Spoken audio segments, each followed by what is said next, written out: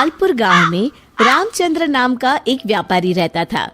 उसकी कपड़ों की दुकान थी और उसकी दुकान पर 3 नौकर थे। मोनू, तुम अपने घर गए थे ना? तुम्हारी बहन की शादी कैसी रही? बहुत अच्छे से हो गए मालिक। अगर आपने पैसों की मदद नहीं की होती तो पता नहीं क्या होता। ये तो सब ऊपर वाला करता है, मैं तो सिर्फ जरिया हूँ। रामचंद्र बहुत दयालु था और सबकी मदद किया करता था। मोनू भाई, सेठ जी कितने अच्छे हैं। मुझे भी माँ के इलाज के लिए कुछ पैसे चाहिए। मदद नहीं, बस एडवांस दिलवा दीजिए ना। अरे तुम खुद ही कह दो ना सेठ जी से, सेठ जी मना नहीं करेंगे। सबको इतनी आसानी से पैसे देते हैं? जरूर इस सेठ के पास बहुत ज्यादा पैसा है। अगर मैं कभी कुछ चुरा लूं तो इस सेठ को पता भी नहीं चलेगा और मैं माला माल हो जाऊंगा। एक दिन रामचंद्र जी को हाथ में चोट लग जाती है। उनका हाथ सूज जाता है तो वो अपनी हीरे की नई अंगूठी उतारकर दराज में रख देते हैं और भानु वो देख लेता है। अब तेरी किस्मत बदलने वाली है भानु बेटा। अगर ये हीरे की अंगूठी तेरे हाथ लग गई ना तो ये लहंगा चोली के चक्कर में नहीं पड़ना पड़ेगा। अपनी भी एक दुकान होगी, तू भी दिन भर सेठ की कुर्सी पर बैठा रहेगा, तेरे आगे पीछे नौकर चाकर घूमेंगे। सोचते सोचते भानु सपने देखने लगता है। उसे ये सब दिखाई देने लगता है। ओ भानु, क्या सोच रहा है? चल खाना खाने चलते हैं, सेठ जी भी आराम कर रहे हैं। तुम लोग जाओ यार, मेरा मन नहीं है।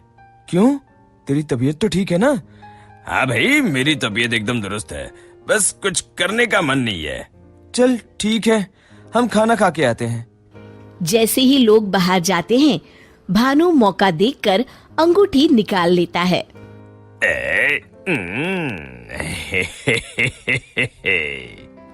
शाम के समय। आज का हिसाब खत्म करो बच्चों, अब दुकान बंद करने का समय हो गया है। जब वे दराज खोलते हैं, अरे ये क्या, मेरी अंगूठी कहाँ गई? मोनू, भानु, भोला, तुम लोगों ने मेरी हीरे की अंगूठी कहीं देखी है क्या? कौन सी अंगूठी मालिक? क्या हुआ मालिक? अब कुछ नहीं, अब कल सुबह मिलते हैं। रामचंद्र रात भर सोचते रहते हैं। अगली सुबह। आज दुकान को दुल्हन की तरह सजाओ, हर आने जाने वाले का मुंह मीठा करवाओ, आज बड़ी खुशी का दिन है। ऐसी क्या बात है सेठ जी? दरअसल कई सालों पहले एक दिन मुझे एक हीरे की अंगूठी मिली। मैं उसे उठा के घर ले आया। उसी रात मुझे सपने में आकर एक बाबा ने श्राप दिया कि तूने पैसों के लालच में जो अंगूठी उठाई है, अब वही तेरा नुकसान करवाएगी। जब से वो अंगूठी मेरे पास थी, मुझे कहीं न कहीं घाटा होता रहता था। घर में कोई न कोई बीमार होता रहता था। पर कल वो अंगूठी किसी ने चुरा ली और वो चोर अंगूठी के साथ साथ श्राप भी ले गया। पर अगर ऐसा ही था तो आपने वो अंगूठी फेंक क्यों नहीं दी सेठ जी? अरे बाबा जी ने कहा था कि न मैं उसे फेंक सकता हूँ, ना ही किसी को दे सकता हूँ। बस मुझे इंतजार करना है कि कोई स्वेच्छा से वो अंगूठी मुझसे ले ले। तो क्या आपका श्राप मुझे मेरा मतलब उस चोर को लग जाएगा? बिल्कुल। अब वो बेचारा ना अंगूठी फेंक सकता है, न किसी को दे सकता है। वैसे एक उपाय है। क्या उपाय सेठ जी? अरे तुम्हें क्या करना भानु भैया, अब चोर जाने और उसकी किस्मत। तू चुप कर, मैं तो ऐसे ही जानना चाहता हूँ। हाँ, क्यों नहीं, क्यों नहीं। दरअसल अगर पूर्णिमा की रात को चोर हमारी दुकान के पीछे वाले बरगद के नीचे अगर अंगूठी गाड़ दे तो वो श्राप से बच जाएगा। तो आपने क्यों नहीं ऐसा किया सेठ जी? तू मेरी जान ले ले। अरे भाई, मुझे ये उपाय अभी पता चला। कल पूर्णिमा है, कल मैं उस अंगूठी को गाड़ने वाला ही था। लो, कर लो बात, अब तो चोर गया काम से। भानु पसीना पसीना हो जाता है। रामचंद्र अगली रात बरगद के पीछे छुपकर बैठ जाते हैं। तभी उन्हें एक परछाई आती हुई दिखती है।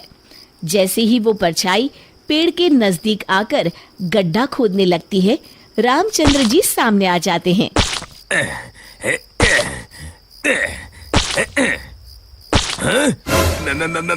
मर गए रे।